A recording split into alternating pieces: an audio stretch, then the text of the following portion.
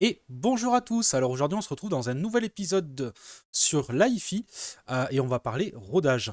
Donc on va voir si le rodage est un mythe ou une réalité. Donc je reprécise, voilà, pour ceux qui découvrent la chaîne, je suis juste un passionné hi-fi, j'ai pas réponse à tout, toutes les connaissances dans l'hi-fi, loin de là. J'essaie juste de donner un petit peu ma vision sur un petit peu déjà l'expérience que j'ai eue, ce que je me suis documenté avec le temps, un petit peu voilà l'expérience que je me suis fait petit à petit.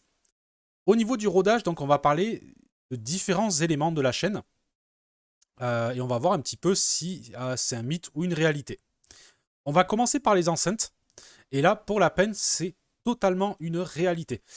Oui, bien sûr que quand vous achetez une paire d'enceintes neuve, il y a une période de rodage plus ou moins longue. Alors pourquoi? C'est assez simple à comprendre sur une paire d'enceintes. C'est que une enceinte, c'est mécanique. Vous allez avoir un sub qui va être composé donc d'une bobine, d'un spider, et à l'intérieur, donc votre bobine qui va coulisser entre guillemets dans les manches, je vulgarise énormément. Ensuite, vous allez avoir une membrane, une suspension, et tout ça, donc c'est en mouvement. C'est composé de différents matériaux. Cela dépend, voilà, des enceintes. Il y en a qui vont avoir des suspensions en mousse, d'autres qui vont avoir des suspensions caoutchouc. Enfin, ça va dépendre vraiment des enceintes. Et en fait, tout ça, il va falloir en effet que ça se rôde parce que il va falloir que tout prenne sa place, que tout acquiert de la souplesse en fait. Votre enceinte, quand vous allez la voir, elle va être plutôt raide. Donc c'est quelque chose qui, par exemple, est assez fréquent, pour ne pas dire totalement habituel. La première chose qui va être flagrante sur une paire d'enceintes neuves, ça va être au niveau du grave. Vous allez avoir un grave qui est très mince. Généralement, vous allez avoir une enceinte qui va avoir tendance à être énormément dans l'aigu et il va rien se passer en bas. Ça va être totalement déséquilibré. C'est tout à fait normal. C'est le temps en fait que tous les matériaux s'assouplissent un petit peu, prennent leur place. Et en fait, il n'y a pas vraiment de temps de rodage, ça va dépendre des matériaux utilisés. Vous avez certaines enceintes qui, en quelques heures, ça y est, se sont totalement libérées. D'autres paires d'enceintes qui ont besoin de plusieurs dizaines d'heures pour que les matériaux un petit peu prennent leur place. Donc oui, une enceinte va avoir besoin d'un rodage. Après, chacun ses pratiques de rodage. Certains utilisent des CD spéciaux, tout ça. Moi, ma technique de rodage, elle est très très très simple. C'est que tout simplement, j'écoute ma musique normalement avec mes enceintes. Si j'achète une paire d'enceintes neuves, je les branche, j'écoute de suite de la musique avec, et je les laisse se faire au fil du temps à volume modéré, pour petit à petit se roder et se faire. Donc voilà, ça va aussi du coup euh, avoir une incidence au départ, c'est-à-dire que c'est souvent, vous risquez d'être déçu d'une paire d'enceintes quand elle est neuve, quand vous la recevez, et c'est normal, en effet, il faut attendre un petit peu que l'enceinte se rôde, même si j'ai quand même tendance à dire que si vraiment vous l'aimez pas au départ, n'attendez pas du rodage que vous l'adorez à la fin. C'est pas non plus, il faut pas non plus aller dans les extrêmes, mais en effet, si vous trouvez que votre enceinte elle manque un petit peu de tout, que ça a un peu de mal au départ, mais qu'elle vous plaît, mais que il y a plein de choses qui sont pas encore là. Là, en effet, le rodage peut apporter vraiment quelque chose.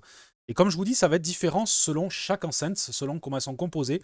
Moi, sur les quelques paires d'enceintes que j'ai eu en neuf, il y en a où ça a été extrêmement rapide, d'autres où ça a mis énormément de temps. Faites attention aussi, une enceinte neuve a tendance à consommer un petit peu plus, étant donné que justement on a un peu plus de mal à faire bouger les membranes. Du coup, ça peut arriver qu'elle force un petit peu plus sur l'ampli. Donc faites attention, n'allez pas non plus de suite envoyer plein gaz, même si certains aiment bien envoyer voilà, via des CD de rodage. Donc c'est, je vais peut-être dire une grosse connerie, je crois que c'est bruit rose qu'on appelle ça. Euh, Moi, j'aime pas trop ça, ça fait beaucoup trembler, je trouve que c'est assez bourrin dès le départ.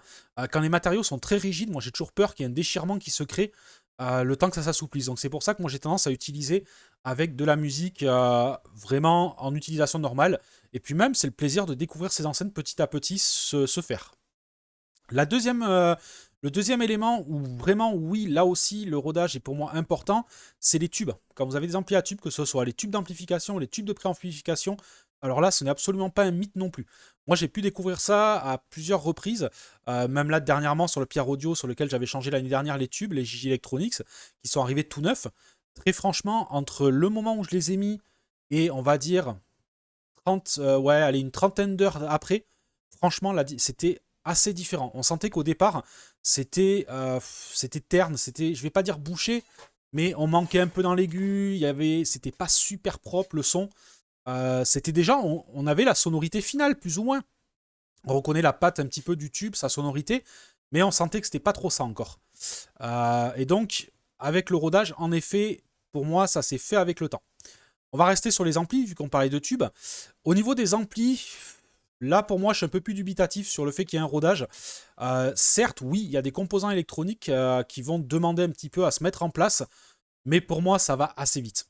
Quand je vois certains qui me disent 40-50 heures, non, pour moi, l'électronique, quand vous envoyez du courant dedans, ça va aller assez vite. Ce qui va par contre influer, c'est la chauffe de l'ampli. Moi, j'ai toujours préféré tous mes amplis une fois chauds, c'est-à-dire au bout d'à peu près 20 minutes. J'ai toujours trouvé beaucoup plus posé, moins de distorsion, beaucoup plus rond. Donc ça, oui, le faire chauffer, en effet, alors c'est pareil, moi je le fais en écoutant de la musique, c'est juste que je sens qu'au bout on va dire, au moins de 10 minutes, un quart d'heure, je sens que le son est un petit peu plus propre. Mais après, rodage à part entière, je reste entre deux. Après, bien sûr, ce n'est que mon avis. Au niveau des DAC et des sources en général, pour moi, il n'y a pas vraiment de rodage. Encore une fois, ceux qui parlent de 30-40 heures avant que leur DAC change totalement, moi je pense que c'est plutôt l'oreille qui se rôde au nouveau DAC plus qu'autre chose. Justement, ça je vais en parler dans une vidéo. C'est un peu tout ce qui va toucher à l'oreille, surtout au cerveau. Vous allez voir que votre cerveau agit et vous met beaucoup de barrières dans la hi-fi et vous fait aller vers plein de mauvaises pistes. Mais ça, je vais justement tourner en suivant une vidéo dédiée à ça. Donc le rodage, ben, oui pour certains éléments, et je suis vraiment pas convaincu pour d'autres. Pour les câbles, encore moins.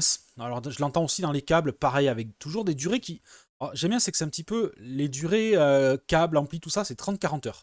C'est le truc qui revient assez souvent, on sent que ça, comme s'il y avait une norme, alors que tous les matériaux sont différents. Au niveau d'un câble, ben, moi je vais avoir plutôt l'effet inverse. Moi je vais vous dire, il va plutôt se dégrader avec le temps. Enfin, pas forcément, mais s'il devait y avoir un changement, c'est plutôt une dégradation par le fait de l'oxydation des câbles. D'ailleurs, faites attention à ça. Moi, je vois, j'ai fait beaucoup de tests. Alors, je suis vraiment pas un fan des câbles. C'est pas mon truc. J'ai une formation d'électricien. J'ai un peu le nez dans l'électronique, dans comment fonctionne un petit peu tout ça. Donc, je sais à peu près aussi à quoi m'attendre au niveau d'un câble et comment le dimensionner comme il faut. Euh, mais j'avoue que là, ces derniers temps, je me suis dit, bah, j'avais plein de câbles qui traînaient à la maison de différentes marques, des câbles plutôt corrects, rien de haut de gamme, mais des trucs sympas. Donc je me suis mis un peu à faire du comparatif. Et là, c'est pareil, j'en ferai une petite vidéo, même si c'est un sujet sensible, mais pour vous donner quelques petites choses, parce qu'en effet, j'ai relevé quelques petites différences. Rien d'extraordinaire, loin d'être miraculeux encore une fois. Mais tout ça pour dire, voilà, pour en revenir au rodage, pour moi, dans un câble, à part s'oxyder, justement, c'est ce qui m'est arrivé sur un des câbles dans les tests, où là, j'ai vraiment senti une différence, c'est que le son était pas bon. Ça manquait d'aigus, ça manquait de tout, et en fait, je me suis tout simplement rendu compte qu'il était totalement oxydé à l'intérieur. J'avais beau redénuder, j'arrivais plus à retrouver des parties propres, même dedans. Donc, vous allez plus avoir une dégradation qu'un rodage. Donc voilà, grossièrement, un petit peu pour le matériel en général, pour moi, non, il n'y a pas de rodage vraiment sur les câbles, pour ne pas dire pas du tout. Sur les appareils électroniques, pourquoi pas? J'ai envie de dire pourquoi pas. Étant donné que voilà, c'est des composants qui viennent, les transfos, tout ça, ça peut venir un petit peu à avoir besoin de se poser. Mais pour moi, ça va plus se faire à la chauffe que à un réel rodage. Pour moi, c'est plutôt vraiment quand ça chauffe. Et ça, c'est un phénomène que vous pourrez constater, qu'on entend assez bien et que vous pouvez constater tous les jours, normalement, sur la grande majorité des amplis. Alors, je sais pas sur les classes D si on a ça, si ça le fait aussi. D'ailleurs, je vais peut-être bientôt en tester un. C'est vrai que vous avez plus ou moins ça qui va jouer, c'est le fait d'attendre qu'il chauffe un petit peu. Mais après, par contre, oui, en ce qui concerne les tubes et les enceintes, et du coup même les casques, c'est pareil. Étant donné qu'il y a des éléments mécaniques, là par contre c'est totalement vrai. Et par contre, oui, sur des enceintes, vous pouvez avoir des enceintes qui en 2-3 heures, bah, ça y est, donnent leur plein potentiel. Souvent, si vous avez des membranes caoutchouc ou autres qui sont déjà assez souples d'entrée, ça va aller assez vite. Et vous avez d'autres enceintes qui, en effet, peuvent mettre pas mal de temps. Moi, je me rappelle, les Dali, ça avait été un petit peu le cas. Pourtant, c'est des membranes qui sont assez souples sur les Dali. Mais les Dali, je sens qu'elles avaient mis, on va dire, plus de 10 heures, ça c'est sûr, avant de vraiment avoir un graphe qui sort, avoir vraiment tout qui s'équilibre. Donc voilà un petit peu mon avis sur le rodage.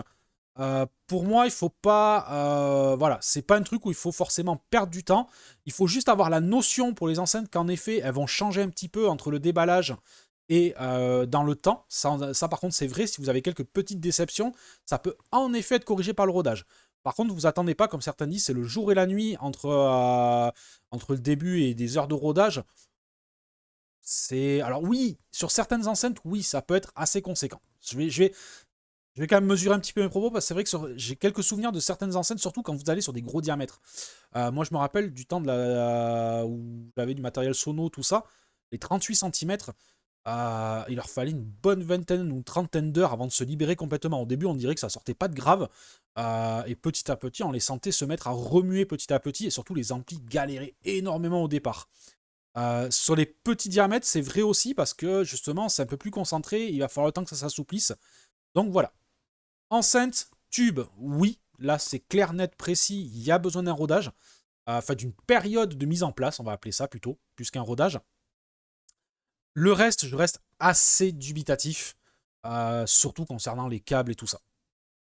Bref, je ne vais pas trop m'étendre sur cette partie-là, même si j'ai quand même envie d'aller un peu dans les câbles et tout ça. Parce que le but, c'est de vous aiguiller un peu sur tout. Même si je sais que c'est un sujet polémique, bah, à la rigueur, je m'en fous. J'ai envie de dire, comme je vous ai dit, moi, sur la chaîne, je m'embête pas avec les commentaires. C'est intéressant, c'est des questions intéressantes et pertinentes, c'est du commentaire qui peut faire avancer, ça reste. Le reste, je m'encombre même pas avec. Je commence à lire des fois à la deuxième ligne, ça dégage.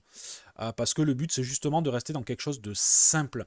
Bien que de simple et surtout, voilà, d'avoir des commentaires constructifs. Parce que bien sûr, moi, j'amène mon expérience, mais c'est pas juste avec mon expérience que vous allez avancer, c'est avec l'expérience de centaines, voire de milliers de personnes, où on va pouvoir croiser un peu les informations et, et essayer de trouver quelque chose un petit peu de cohérent, même si ça reste assez personnel.